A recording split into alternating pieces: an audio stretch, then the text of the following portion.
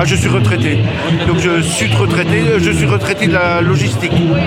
Mais aujourd'hui, c'est un rassemblement pour le maintien de certains droits acquis, comme la retraite à 60 ans, et des revendications qui ne sont pas si nouvelles que ça, comme la semaine de 32 heures, donc avec l'idée de partage du travail, donc réduction du chômage, aussi l'augmentation des salaires dans le cadre de l'inflation actuelle, c'est essentiel. La vie avec ses mots et ses pas, le vent l'emportera sur la langue de bois. Moi je suis éducateur dans un foyer d'accueil médicalisé au foyer de Guine. D'accord. Je suis délégué syndical central à la vie active. Éducateur. On prend en charge les résidents qui ne sont pas trop autonomes. Ce sont des autistes adultes. Donc il y en a qui sont avec de l'handicap. Ouais. Donc on les amène à essayer de se resocialiser un petit peu. Et puis leur amener une qualité de vie un peu meilleure de ce qu'on peut leur donner. Ouais, la dignité quoi. La dignité surtout. On travaille avec de l'humain, on ne travaille pas avec des machines. C'est important. Et la revalorisation des salaires, c'est important aussi dans le médico-social. C'est pour ça que vous êtes là ? Je suis là aussi pour aider et puis ça fait partie de notre job quoi. Il faut bien faire voir qu'il y a des mouvements, que les gens ils sont dans la rue, c'est pas pour uniquement faire beau quoi. Oui, on n'a pas suffisamment de personnel, beaucoup de bras, on travaille dans l'humain, c'est très compliqué. Vous êtes à l'EHPAD de où ? De Coquel. Et pour prendre soin des gens, il faut des moyens et ça serait bien qu'on nous en donne un peu plus. Voilà, donc on représente tous nos collègues et surtout aussi nos résidents et les usagers. Vous avez du monde de l'EHPAD qui est venu ? Alors nous, voilà, 3-4, mais on a déjà manifesté aussi hier toute la journée. Ah, il y avait hier aussi ? Il y avait à Lille, ah oui, pour la vie active, donc voilà. Une journée supplémentaire. Merci. La situation actuelle qu'on nous propose au niveau des retraites est simple. Métro, boulot, caveau. Les calculs à long terme, soi-disant spécialistes, pour nous dire que le problème va arriver dans les années prochaines, ne sont pas viables. Nous ne savons pas exactement les moyens et nous savons à coup sûr que s'il y a du travail pour tout le monde, les retraites seront viables. Voyons, leur but est encore plus terrifiant. Ils anticipent surtout pour que nous payions nous-mêmes à la carte nos retraites. Voilà ce qui se prépare. L'important maintenant, c'est que les salaires augmentent, les pensions aussi. Nous sommes arrivés à un stade où les privés d'emploi, les retraités, les salariés n'en peuvent plus. Pendant ce temps-là, la finance du CAC 40 se régale. Ce n'est pas avec 30 centimes à la pompe à essence ou un chèque énergie que notre vie sera meilleure. On ne demande pas l'aumône, nous voulons simplement vivre décemment. Augmentation des pensions, des salaires le plus vite possible, quand on sait que le monde du CAC 40 se gave depuis les 2 ans du Covid, qui a fait mal dans beaucoup de familles. Mais qui a révélé les problèmes de notre société?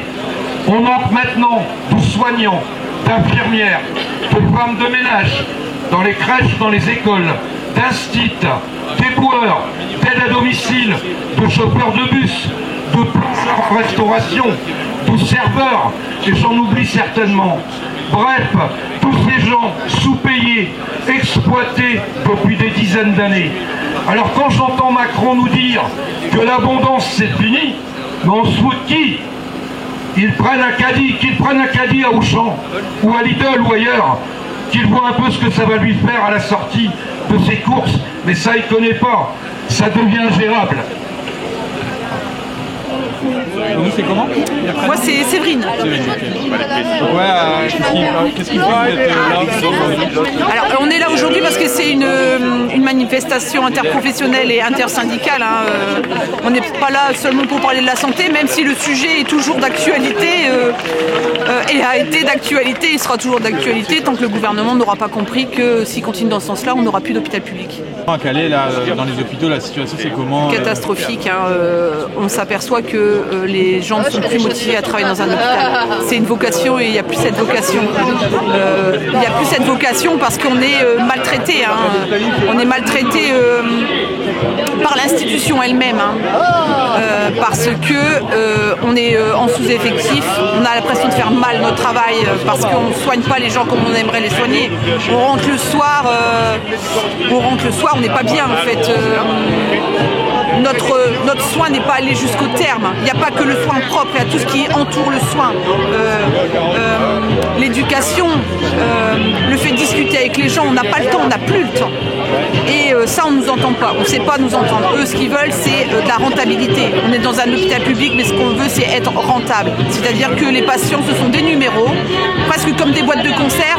On prend la chambre 1, la chambre 2, la chambre 3, la chambre 4, et après on refait un deuxième tour, et on repart de la chambre 1, de la chambre 2. Voilà. Mais c'est pas ça le soin. Nous, on a fait ce métier, mais on ne concevait pas cette méthode de travail-là. Et donc, du coup, on s'aperçoit que les anciens et les gens de notre génération, on a bout de souffle. On a bout de souffle parce que on n'a plus la même envie, on n'a plus le même respect, on n'est pas reconnu. Pas parce qu'on nous a applaudi qu'on a été reconnu. Hein. On est vite retombé dans la réalité des choses. Voilà. Et les jeunes se sont aperçus qu'on n'était pas reconnus et on a du mal à recruter. On a tiré la sonnette d'alarme il y a plus de 30 ans et on voit qu'on peut toujours la tirer la sonnette d'alarme. J'ai l'impression que le son n'est pas assez fort et ils l'entendent pas. Ah, merci. De rien. Un petit peu pour démarrer avec les droits des salariés. Si tu veux y échapper. Comme le droit à l'image. Ah, ça fait combien de temps que t'es pas venu? 2 ans. J'étais dans le coma. À cause du Covid? Ouais, 3 mois de coma, 3 arrêts cardiaques, 3 pneumothorax, 6 fois intubé et traité au curare et paralysé du bras droit. Et pourquoi t'es là? Hein? Pourquoi t'es venu là? Parce que déjà, je suis chez Sud, et 2, je défends les salariés au prud'homme.